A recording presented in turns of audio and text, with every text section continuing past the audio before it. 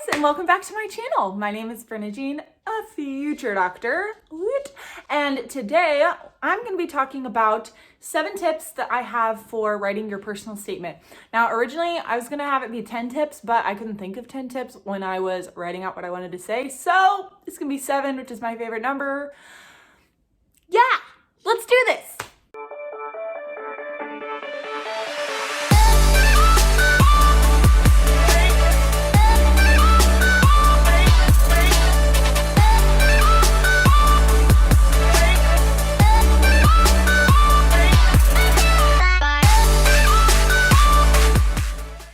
All right, so my very first tip for writing your personal statement is explore every idea, no matter how small.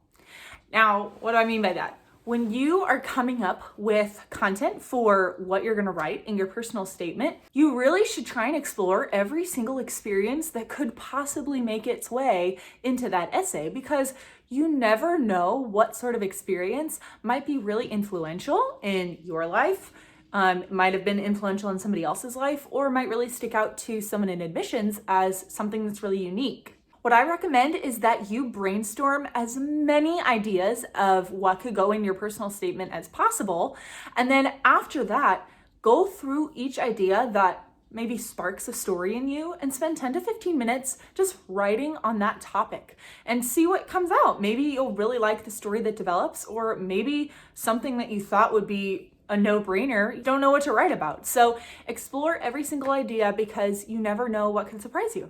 My second tip is don't count characters at first. Now, this was something that I always struggled with in school when it came to writing. I would know beforehand that I had some sort of limit or restriction on myself or a format, and I would immediately start trying to write in that format, and that would really stunt my creativity. So let's say, for example, I was writing an essay in high school English, and I knew that typically there was an introduction, a conclusion, and maybe 3 body paragraphs. Well, I would just start writing the introduction and try and imagine the introduction and what I had already summarized in my essay, and then go from there. Or when I was writing my body paragraphs, I would very much try and follow the formula of like evidence, explain, evidence, explain. And sometimes writing just isn't as formulaic as that. So when you are writing, apply this method. Don't worry about characters at all. Just write what comes from your heart. Don't do anything like fix grammar or fix sentences. Just like whatever's in your head, just go. Just write it out, cycle it, just go. Just write. And then what you can do, you can always cut things down. You can always find shorter words, better ways to say something, better grammar, and make it fit the characters. But when you're just starting out with writing your personal statement, you want to let yourself be as creative as possible. And to do that, you need to remove the boundaries of characters. All right, my third tip is draft, and just keep drafting. Let's see, by the time I had a final draft of my personal statement, I had probably 6 other drafts. No, I'll show you. I had 6 other drafts in my personal statement folder. And even then, I had written stuff in prior classes or just on paper. So I probably had anywhere from 8 to 10 drafts of my personal statement. And quite a few of those were very different from each other. The reason is I would explore a different story and see where that story took me in my personal statement, or I would use the same introduction but explain things in a different way afterwards. And I wanted to maintain each draft in case I wanted to go back to the way I had written it before because I liked it better. The fact of the matter is, finding your voice in the piece is really important, and having multiple drafts that you're working off of will really help you hone in on your voice and how you want to be perceived in your essay. And ultimately, it'll help you kind of pick and choose which parts you wrote best for that final draft. My fourth tip is show, don't tell. When admissions officers are reading your essay, they want to hear a story. They want to see how you made an impact on someone. They want to understand how you applied what you learned in a given situation. They don't want another listing of a resume. They don't want you to say things like, I love medicine, or I love helping people. They want a story of something in medicine that inspired you. They want a story of you helping some child or some family through the volunteering experience that you did. That will show them that you love to do that thing, or that you're well versed in that thing, or that you're very skilled. And it'll also show them another side of you, that personal side or a vulnerable side, whatever the story may be. It will give them a better picture of you as a person if you show them what you mean, rather than just say, I love to learn. I love science. Like, tell a story. Tip number 5 is get peer reviewers. Lots of them. Your essay, I keep saying essay, your personal statement is going to be read by a bunch of people, especially depending on how many schools you apply to. And with all of those different people looking at it, there's a lot of different perspectives, backgrounds, ways to interpret what you say. And you should try to do your best to account for all of those different perspectives before you submit that personal statement. So reach out to your friends, your family, advisors, anyone you've shadowed or worked with in the healthcare field.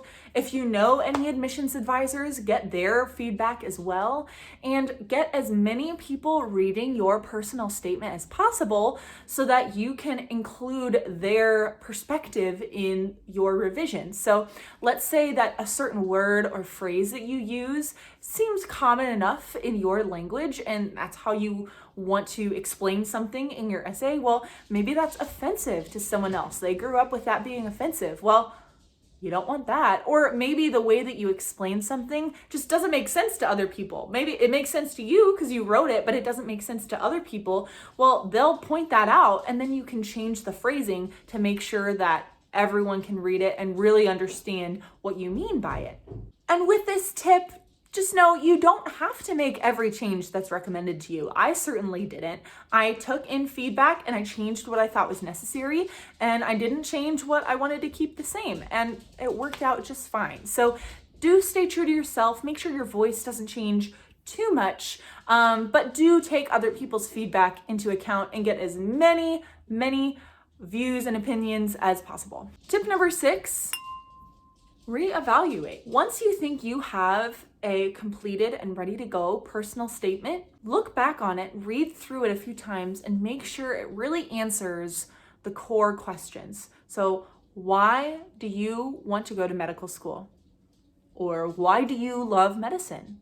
Or just, what's your why? I don't know if you've ever heard that phrase before, but it's commonly used when you're volunteering. It's, what's your why? Why do you do this? Why do you help people? Why do you volunteer for this group? What's your why? Is it answering that question? Because if it is, great. You told a great story. You completely explained why you deserve to go into medicine. But if it doesn't, maybe give it another once over. Try and think of another story to consider, because at the end of the day, that's the most important question, is why do you want to do this? And if you can properly explain why you want to do this, then you're good to go. And last but not least, tip number 7 is just take your time and be patient. At the end of the day, it's a really important document that's going to show your voice and your personality to the people considering you to get into medical school. And you should take your time. You should plan for quite a few weeks of writing, a few weeks of peer review, and be patient. Don't push yourself too hard. Don't be working on it every night or every other night.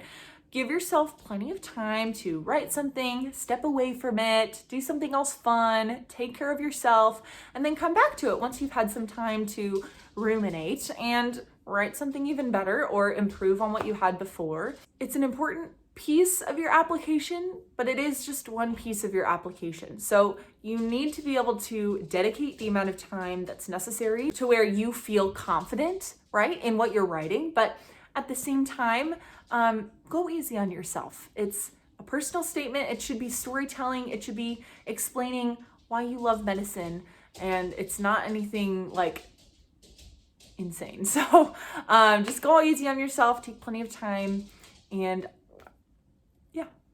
Okay, everyone, that's all I have for today. I hope that was helpful to you. As you know, I'm not like a medical school admissions advisor or anything like that. I'm just someone who has gone through the process myself. So I'm speaking from my experiences, but yeah, please like this video if you liked what you saw today, and of course subscribe to my channel to see more just like it. And if you're not already, make sure you're following me on Instagram at BrennaJFutureDoc. I'm pretty cool, and yeah, so that's all I have for today. So I will see you next time. Bye.